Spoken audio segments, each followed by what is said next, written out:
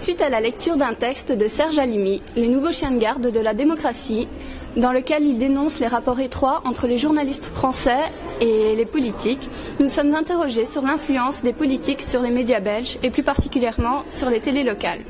Tout d'abord, nous avons pu constater que la plupart des membres des conseils d'administration de télé locales font également partie de différents partis politiques et l'affichent clairement. Après avoir regardé de nombreux reportages et avoir visionné un reportage de l'AJP, nous avons découvert le terme de télébourgmestre. Est-ce que télévision locale est égale à télébourgmestre? Les télévisions francophones locales sont influencées par les politiques, notamment par le fait qu'elles sont subsidiées directement par la Fédération Wallonie-Bruxelles. Les élus locaux revendiquent donc un droit de vérification de l'utilisation des fonds publics. Il y a également confusion lorsque le bourgmestre joue le rôle de producteur ou même de chroniqueur au sein de la rédaction. Ça peut porter préjudice à la réputation, voire à l'avenir de la télévision locale. Pour cela, un décret a été proposé pour mettre à distance les politiques de la rédaction des télévisions locales en mars 2009 et a été ratifié en avril 2009.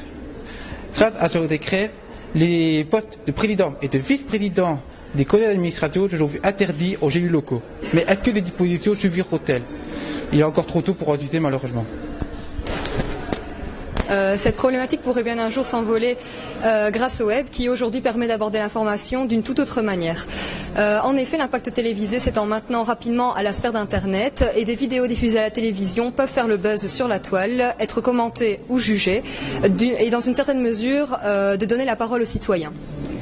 Les télévisions locales s'ouvrent elles aussi aujourd'hui au web et la plupart des vidéos et reportages diffusés sont également disponibles sur les sites internet. Nous pouvons citer l'exemple de TéléMB qui a fait la diffusion en streaming de la Ducasse de Mons.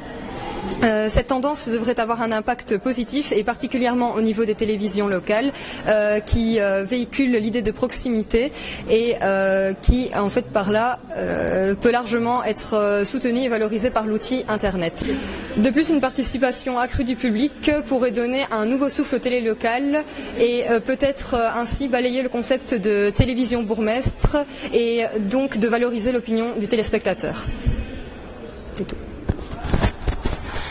Nous pouvons donc conclure que l'avenir des télés locales s'oriente donc vers le web, qui dans différents domaines s'impose de plus en plus comme étant la voie de communication par excellence du XXIe siècle.